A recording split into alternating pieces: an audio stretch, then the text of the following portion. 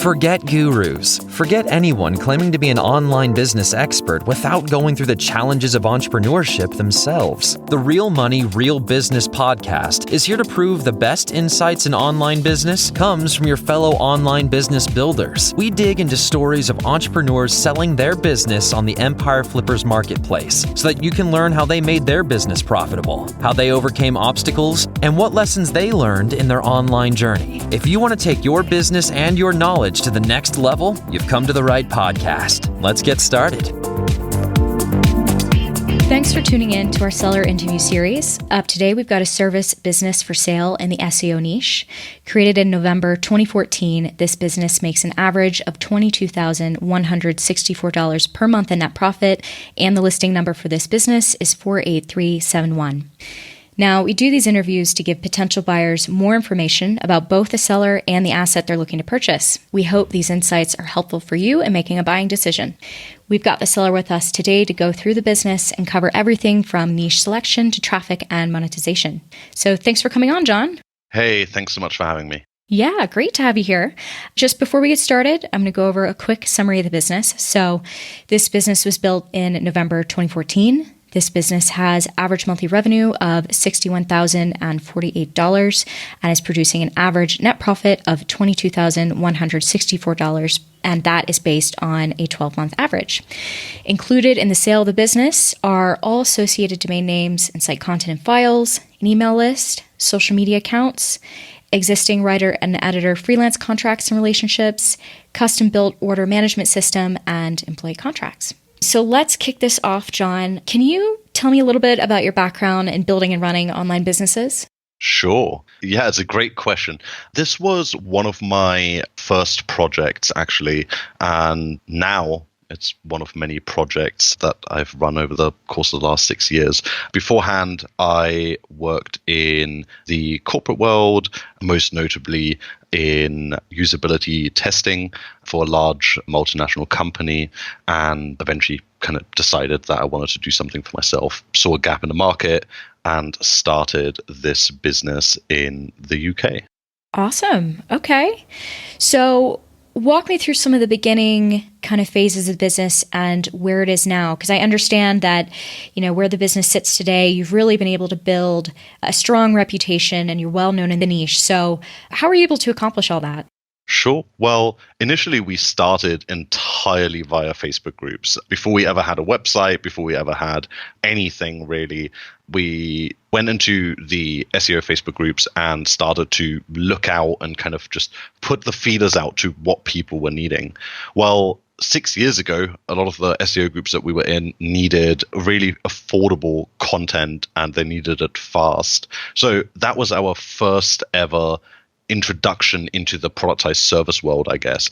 We started off by providing very affordable content services, mostly created by writers in the Philippines. That's, end of 2014, beginning of 2015. And it was entirely based on customer service. One of the biggest gaps in the market that we noticed was that there were loads of providers that could provide similar services, but they were letting their customers down when it came to customer service, reliability, dependability, scalability, all of those kind of things. So people wanted an affordable service because most of them are resellers. So they're mostly SEO agency owners, affiliate SEOs, digital marketers, etc. And if their provider is letting them down, then in turn, they're seen to be letting their clients down because they promised something to their client. And we kind of, turned the model upside down. And, the first ever hire in this business that we had was a UK-based customer service rep, which immediately made our retention go through the roof because we had somebody that was replying to customer emails within, 20 minutes, 30 minutes, helping them solve problems. And from there, over the course of the last 6 years, we then identified that this model could scale out massively. So we eventually removed all of the super cheap, lower quality services and moved away from, the low quality content and replaced it with our US and UK based writers, invested a lot into order management, invested a lot into customer service, and just by simply engaging a lot with the audience, be it at conferences, be it in the Facebook groups, just not perversely advertising too aggressively. All of that kind of stuff has really helped us build up a good name in the community. Yeah, that's interesting that you did the thing that everyone needed. You kind of found the secret opportunity, which should have been the opportunity that everyone realized that they needed to act on, which is just customer service, right? Really being able to produce great content and really think about the customers. I know all of us who have worked with writers in the past, it's really hard to find that right fit. So it sounds like you guys have really been able to find sort of a powerful balance between that and your business. So that's really cool. Now, this might seem like a bit of an obvious question. It's something that we do like to ask our sellers. Why did you choose this niche in particular? That's a really great question. I mean, I'll be honest with you. I think that the niche found me more than I found the niche. I really wanted to do something in SEO and, I'm no good at web design. So I realized that one of my opportunities was in customer service and kind of making productized services work. And a lot of the services that we've added throughout the years have come purely based on demand. We get a lot of requests for different services, and instead of, just adding them as like a knee jerk or something, we research them for a really long time. One of the most important things for us is that we want to make sure that all of the services that are being offered on the website have a long-term value for our customers, because we understand that if we provide them with a service that keeps giving them results, that they not only keep using our service, but keep recommending us to other buyers as well. And as a result of that, we've not really had to advertise very much at all throughout the last couple of years. We do a little bit here and there, but I would even say that that's probably where the biggest opportunity for a buyer is.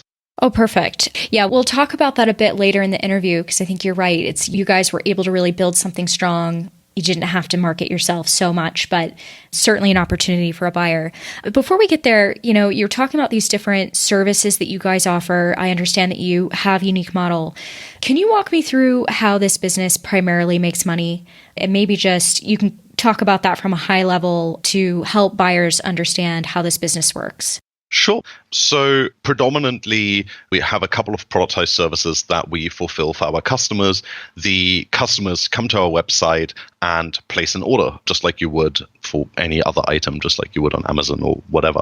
The only difference is, of course, that we don't ship a physical product. It's all a digital product or service. So content being a great example of that.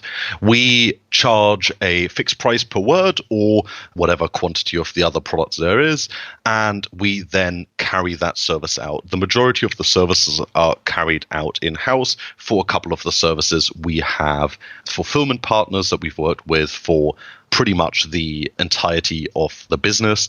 And so basically, we then fulfill that service, and that's where the money is made. In the case of the content service, we have writers, and then we have editors, and then we have content managers. And so we have priced the content product in a way that there is plenty of margin for us to be able to make a profit as well as pay all of those a fair wage. Great. Awesome. Thank you for walking me through that. Now, I understand, your business is unique and you have spent a lot of time to get this business to a place where it's in the perfect position to sell. So I was wondering could you talk to me a bit about your exit planning process? How long have you been preparing to sell, and, what steps did you take to make this business easy to pass over to a buyer?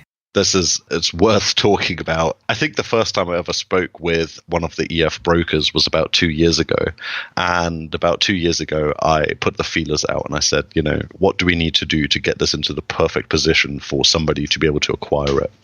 And, at that time, we were still in the process of developing our custom order management system. And they said, well, you probably want that to be done. And we're like, okay, that sounds great. So we worked on that. And we finished the first iteration of it about 18 months ago or so. And to be quite frank with you, it was an absolute mess. And so we had looped back round with the EF brokers and kind of said, look, we're really not in a position where we're willing to let this go, because we don't want to hand this over as kind of, a mountain of mistakes and problems and bugs and all of that. So what we did is we completely changed the dev company that we're working with. We scoped up the order management system from scratch, and we literally started over the course of the last year. We then invested a significant amount of time and resources into rebuilding the order management software from scratch and debugging it, etc., to a point where it's now basically a self-sufficient system. So, just to kind of give you like a really top-down view, it is able to take the orders from the store and manage them in a way that, content can be assigned to a writer. A writer can submit their order on that system. We can automatically check for things like plagiarism. We can automatically keep track of their word count for the week. We can automatically issue a self-invoice so we don't have to chase writers down, etc. So, it's been the best part of 2 years, this exit planning, and it's taken us a lot of work to really make sure that we're handing something over that somebody can take and kind of phoenix with, because a lot of our work has gone into perfecting the systems and the structure of the business so that now it doesn't matter if you're running it at the current state or if you 5x it or 10x it, the system should be the exact same that you're going to use now versus you're using at that point. Perfect. I'll follow up a little bit more on the custom built order management system in 1 minute.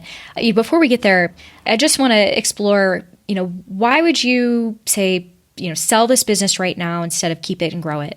That's a great question. The honest answer is that I and my team were involved in a couple of other really, really big projects that are, to be quite frank, bigger than this project. And I believe very strongly as well that, you should leave projects when they're at their best rather than when they're at their worst. That's something that we've worked towards for the last 2 years. This project is now something that we can be really proud of handing over. And so, this will free up funds for some of our really big other projects, and also, more importantly, free up a lot of time and headspace. Perfect. Okay. No, that makes sense. And I like the way that you position that. I mean, it's something that you've worked really hard on, and it's best positioned to, be something really of value to buyers, something we'll talk about a little bit more in this interview. Now, I wanted to dig in a little bit deeper on the order management system, because I think that's something really special and unique to what you guys have built. Obviously, a lot of people say if they're not familiar with service-based businesses on the outside, I think they might get a little bit intimidated and go, gosh, a service-based business, that's going to be really hands-on. But you've developed something that makes it seem pretty streamlined and hands-off. So talk to me a bit more about that and why this order management system is such a powerful asset for your business. Sure. So content, again, is probably the best example to keep talking about because it's the most involved product or service, whichever way you want to look at it.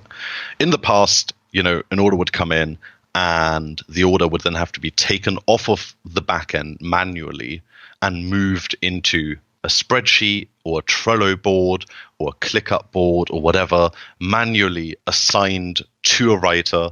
Then we would have to chase that writer to make sure that we get that order back. We'd have to keep track of their word count to make sure they invoice us for the right amount. Then at the end of the week, we'd have to chase, 15 out of 50 writers because they forgot to send us an invoice, and all of those kind of bits and pieces. Not to mention things like, grammar checking, plagiarism, and all of that kind of stuff. So it was really expensive. That is the honest answer. It was really expensive because you had to pay for all of that labor to go through all of these processes. And, that's fine if you're maybe writing 10,000 words a month with one writer, but it's not okay if you're starting to write hundreds of thousands of words. So our idea was that we would build a system that would basically eliminate as many of the manual hands-on steps as possible. So what the order management system does now is that it will pull the order from the store as soon as it's placed and the payment has been confirmed. It will then go into a queue for the order manager to assign to a writer. And that is one person that's been trained to review the orders, make sure that everything in the order is correct, that we have enough information to write it.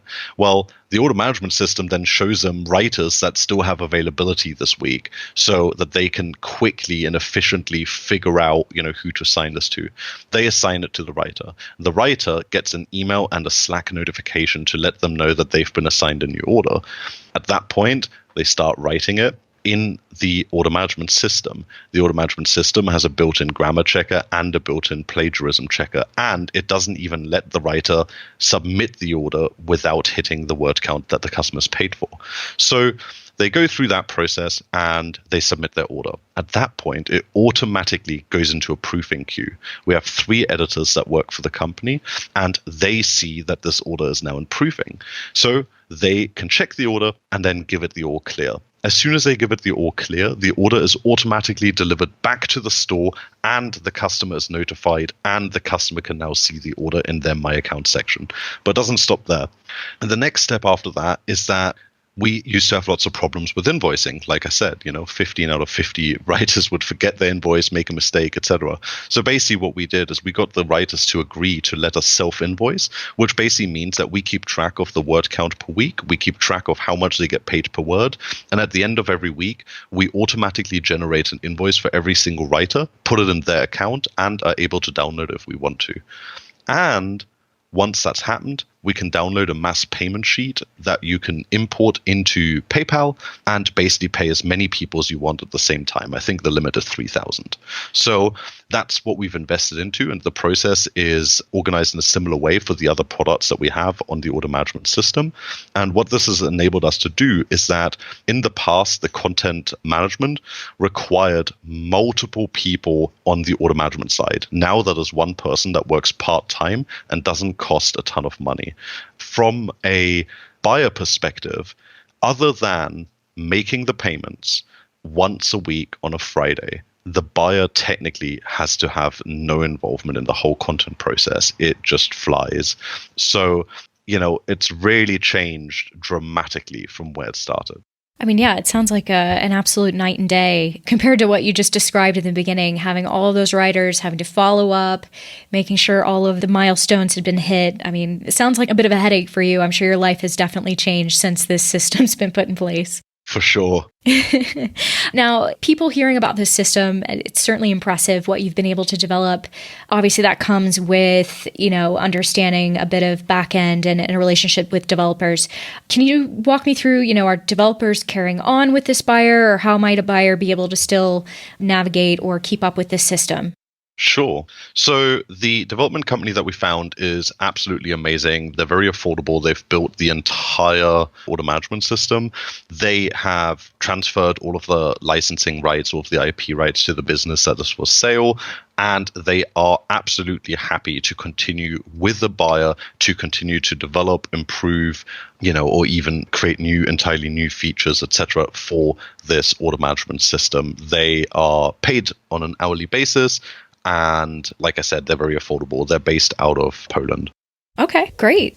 Now, I understand that you are working on a few different projects right now. I'd imagine that everything that you've worked on within this business that you're selling has certainly helped you on those other projects. I'm wondering, is there anything that you learned from this business that you'd apply to, say, future businesses? What did you learn from building this that just seemed to really work? I mean, it sounds really cheesy, but the customer service really is king. We said at the beginning, one of your first questions, but the fact of the matter is there are loads of people out there that can write content. There are loads of people out there that can run some of the other services that we offer, but there are very few people out there that have the systems and the dedication to support their customers in the way that this business does. And that is something that we've absolutely taken into our other projects that are in completely different niches, because we've understood that it can be the big differentiator when somebody tries to choose between your brand and another brand. Yeah, I think that's an excellent point. It really cannot be understated how powerful something like customer service can be when it's not common amongst competitors or things like that. So that's great. Now, of course, no business is perfect. Obviously, you've learned things along the way that probably you found out like didn't work. So let's dig into that. What were the things that you tried with this business that it didn't work that say, a buyer could learn from? I think that one of the things that we started with very, very early on and we stopped doing very quickly was trying to quick launch products. It really doesn't work very well in this niche if you want the services to work long term. So it's one of the things that you'll notice when you compare the business to other brands in the niche is that there really are just two types of businesses. The first business type, which is the category that we fall into now, where we have a set list of services and we run with those for a very long time because we're so confident in them, and we may release a new product or service once in a while. And when I say that, I literally mean, like once or twice a year, maybe. And then you have the other type of business that quick launches. They might have 12 product launches a year, and they might have 10 products be cancelled from their roster in that same year. And we definitely were part of that when we first started 6 years ago, just trying to kind of test out the market. But we very quickly realized that this wasn't sustainable and that we weren't able to provide customers with the kind of quality services that we were trying to be known for. And so we very quickly decided to stop trying to come up with new products and new services all the time, and would rather focus on refining the products and services that we already had to make them better and better. Excellent. Okay. So this next question, it's circling back to something you said in the beginning. I know that you mentioned that marketing is a bit of an opportunity for you guys. Walk me through what you guys are doing currently in terms of marketing and say where the majority of your traffic comes from. So this is where I'm almost ashamed to, admit what we haven't done or what we have done. We've not done a whole lot, to be honest with you, over the course of the last 18 months. So because of our extreme focus on redeveloping the back end and making sure that all of the products and services work amazingly, our main focus has been on that. The majority of our traffic is organic, direct, and referral. We have a couple, not very many, a couple of great affiliates that we work with as well that are content marketers that happen to talk about, marketing strategy, and our products and services fit into that marketing strategy. But honestly, the majority of our traffic comes through those kind of referrals, social referrals, organic, direct, etc. We run Facebook ads sporadically around special events. So, we have an event in November, Black Friday. We run ads for that. We also, and I think this is something that makes our business quite unique, we also invented for ourselves Black Friday in April, which we've run for the last couple of years, which is actually an as big, if not bigger, sales event than Black Friday because we don't have any noise of other companies competing. That's excellent. Really cool to hear that you guys have been able to set that bar and really have your kind of touch points with your customers throughout the year. Now, what about things like, your email list? What does that look like? And how could something like your list be something that could be leveraged by a buyer? Sure, that's a really good point. I totally forgot to mention that. We have an email list. We do ping that email list sporadically. There is no well thought out marketing strategy attached to that, but it is a list that is entirely built of buyers. So we never invested into, huge content marketing campaigns to get people into a funnel. That is a huge, huge hole in our strategy and something that I would love to see a buyer build in to basically actually, take people from being really, top of funnel to actually making a purchase, whereas we're just communicating with people that have already found us, that already know about the products and services, and we then send them a welcome sequence and the occasional promotional email. But the email list for that reason is really valuable because of the fact that it's all buyers, but it's absolutely categorically underutilized. That's a great point. And I like how you just spelled that out and how it could absolutely work with a buyer once they take that on. Now, of course, I know that's not the only growth opportunity that you guys have. I'm sure there's quite a few. So let's dig into that. If you were to keep the business, what are some of the ways that you would try to grow it? So the first thing I would probably do if I wanted to scale it really aggressively is I would hire an email marketer for the aforementioned reasons. And then the second thing is I would hire an affiliate manager. And I would have them reach out to content creators and content curators in this space to partner up with them. I mean, ultimately, because of how holistic our services are, we can partner with any SEO course provider, any SEO content broadcaster, if you will, be it on YouTube, be it on their own blog or whatever. And, based on the sales and numbers that we've seen from the very few affiliates that we have signed up that were all inbound, that would be probably one of the quickest growth opportunities. So yeah, email, just because, it tapping a list that's already there, that's already hot, that already knows the brand makes a lot of sense. Affiliate manager, because I really believe that would pay dividends very quickly. And then last but not least, probably a paid media buyer. So somebody that specializes in, Facebook ads, Google ads, etc. I personally am not huge on trying to run ads in this particular space, but that's because I don't know how to do it as confidently as the people that should be doing it. So like I said, email first, affiliate second, and then ads probably third. Okay. It's so impressive, the place that you've been able to, bring this business to today, that it has been a leader in the niche. One of the things that came to mind when I first saw your business is that it's got to be challenging to get where you are. And I was wondering what the greatest challenge to, say, starting up and succeeding in the niche is, and why your business might be a unique opportunity for buyers to bypass all of those challenges. I mean, I think that one of the biggest hurdles is trust.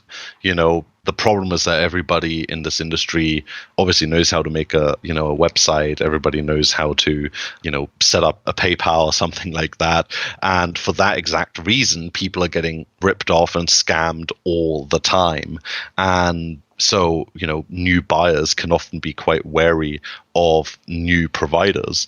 And one of the big benefits with this business is that we have the trust. A lot of people in the industry know us, and that really helps. The second thing is building up a sizable content team, especially which powers multiple of our products and services, is really a lot of work that takes, it can take as much as years to build up a reliable content team. Our content team comes with not just the experience to write for this industry, but also with a basic training program that we've developed in-house that helps take, newer writers and educate them on what the demands are of the customers. So just alone developing out those SOPs and the training materials and stuff like that.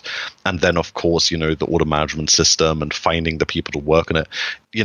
Of course, people can replicate it and try to do it, but I would argue that it would take a lot of time and a lot of money to get to the point where we are now. Yeah, I think that's a great point. I just don't think it's easy to replicate everything that you've put into place, at least not at the caliber of what you've built. So now, for all the businesses we interview, we do talk about their positive attributes, where the opportunities are, but we also talk about risks. So I was wondering if you could walk me through, what the biggest risks are with this business that a buyer should be aware of. That's a good question. I guess one of the biggest risks is that, the SEO industry always changes, and what people like to use for their campaigns always changes. That's why we chose to go into the products and services that we have, because we believe that, content, for example, is not going away anytime soon. Whereas, what's another example? We used to do press releases a long time ago, and press releases were a really hot product, right? People really loved using press releases in their campaigns until people started noticing that they weren't working so well. And we noticed that too. So we pulled the product because we have the strong belief that we don't want to sell a product that our customers don't succeed with. And so I would say that that is really the only, say, risk factor, is that if the buyer doesn't keep a finger on the pulse of the industry, that 2, 3, 4 years down the line they could be in a business that hasn't adapted to the industry that they're serving. But in the short term especially, I can't really think of anything that could be considered medium or high risk at all. It's a business that runs without my involvement at the moment, and it will continue to do so. Of course, if you want to accelerate the growth, you probably want to get involved in some marketing and figure out how to spur that on. But yeah, that's pretty much it. Okay. Yeah, you're talking a little bit about a couple points that I wanted to follow up with in my next questions. I don't want to make you repeat too much. I know that you've talked about this a bit throughout your interview, but it's worth always opening the floor to make sure we're not missing anything. Now, we've talked a little bit about the team that you have in place and their roles for supporting the business. Can you describe to me, those roles again, but then who will be carrying over with the buyer, and maybe what sort of approach should a buyer have when they're thinking about a team for this business? Sure. So the current team consists of around 50 writers. They're all freelancers. They all have signed a freelancer NDA style agreement. They're based in the UK and the US. We also have 3 part-time editors that work to edit the content orders.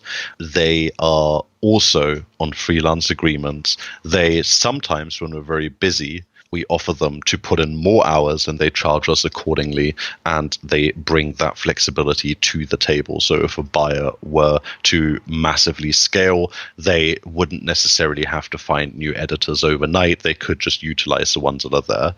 The business also comes with a content order manager who works part-time, who is also on a freelance agreement, who is based in the US, and this person deals with assigning the orders and also with managing things like support tickets and stuff like that, custom orders and all of that wonderful stuff. And again, that person is available to scale up their hours if they should need to.